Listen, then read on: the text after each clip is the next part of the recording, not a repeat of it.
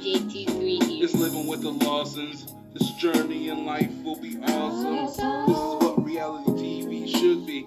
Let me tell you what you're going to see. You see, the love is deep, the pain is real. Our kids are dope and want to travel the world. So kick back and watch the show with me.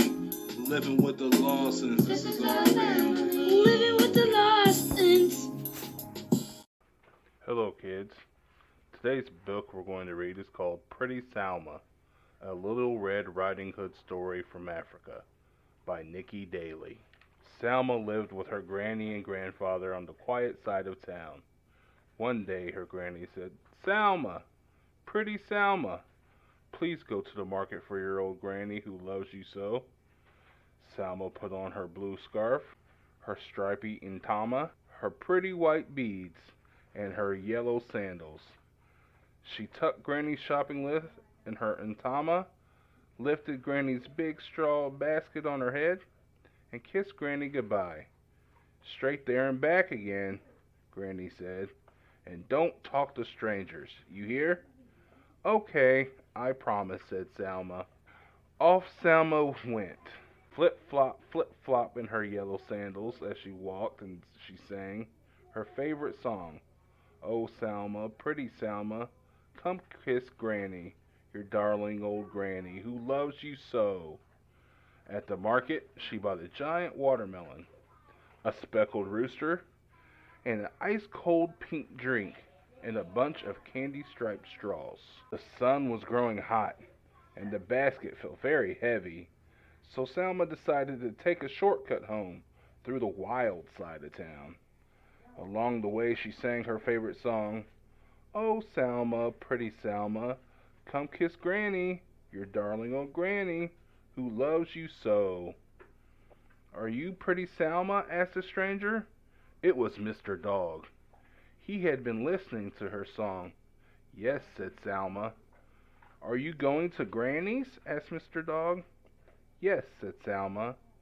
"Well, your basket is much too heavy for such a pretty little head," said Mr. Dog. "Allow me to carry it for you." Salma did feel a bit dizzy from the heat, so she agreed to let Mr. Dog carry her basket. After a while, Mr. Dog, "What are you wearing on your feet?" "Sandals," replied Salma. "They must be making your little feet hot," he said. "Why don't I wear them for you?" So they stopped, and Mr. Dog slipped his big feet into Salma's sandals. On they went, flippity-flop, flippity-flop. After a while, Mr. Dog asked, "What's that wrap you're wearing?" "My intama," replied Salma. "I bet you'd feel cooler without it. I'd be happy to wear it for you." No sooner had Mr. Dog wrapped Salma's intama around himself than he asked her scarf and pretty beads. "How do I look?" asked Mr. Dog, striking a pose. Mr. Dog strutted along the road in high style.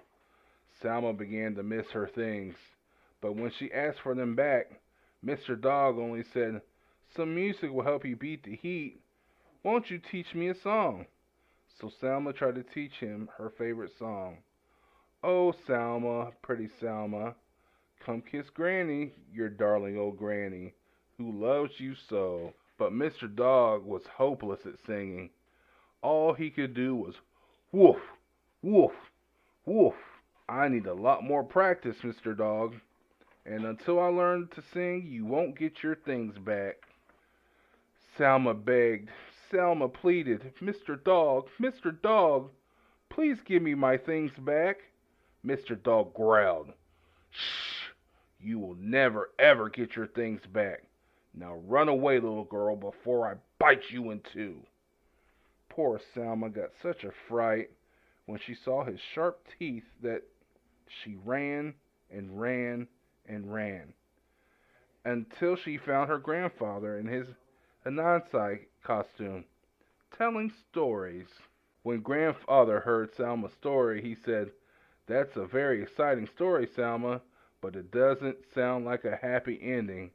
How can we save Granny?" "I know," said Salma. "We'll scare Mr. Dog."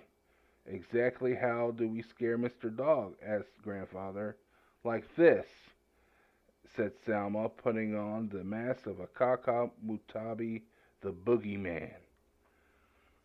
Salma picked up Anansi's Otapon and beat it loudly. Guema, Guema, grandfather picked up his rattles and gave them a fierce shake. Shuka, shuka. Little Abuiker, who loved a good scare, joined in, clapping sticks. Attack, attack, let's go, cried Salma. Meanwhile, when Granny saw Mr. Dog's flip-flopping up the path, she thought it was her pretty Salma. Salma, pretty Salma, come give Granny who loves you a kiss, cried Granny. Mr. Dog leapt up and gave her a sloppy kiss. Oh, my Salma, said Granny, what a wet nose you have. Granny took the heavy basket from Mr. Dog and said, Salma, pretty Salma, you look hungry. Let's eat. Mr. Dog started to chase the speckled rooster round and round. Oh my, said Granny, what an appetite you have.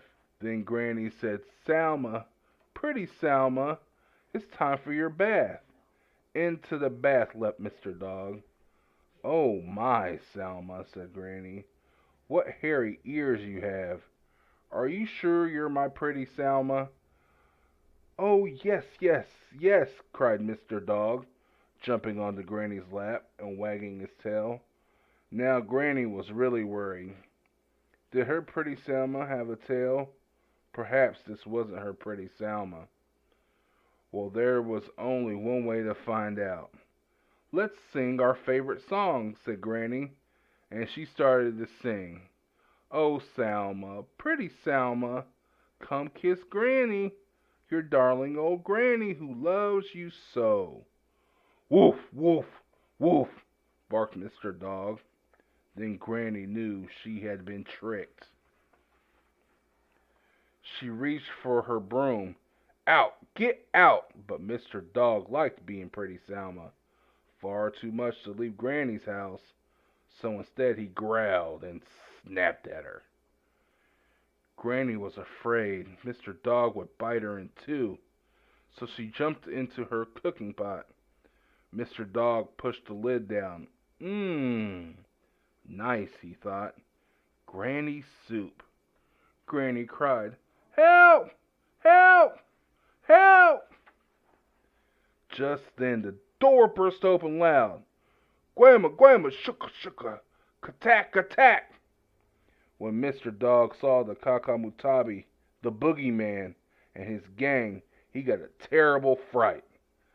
That bad dog slipped and tripped over his miserable tail, right out of the house, back into the wild side of town. Salma took off her mask and helped her granny climb out of the pot. Then they all sat down to eat watermelon and sip ice-cold pink drink through candy-striped straws. The next day, Granny sent Salma to the market to buy new clothes. Salma went straight there and back and never talked to strangers again. Thanks, guys, for listening to our book today. And that was Pretty Salma, a Little Red Riding Hood story from Africa by Nikki Daly. Bye.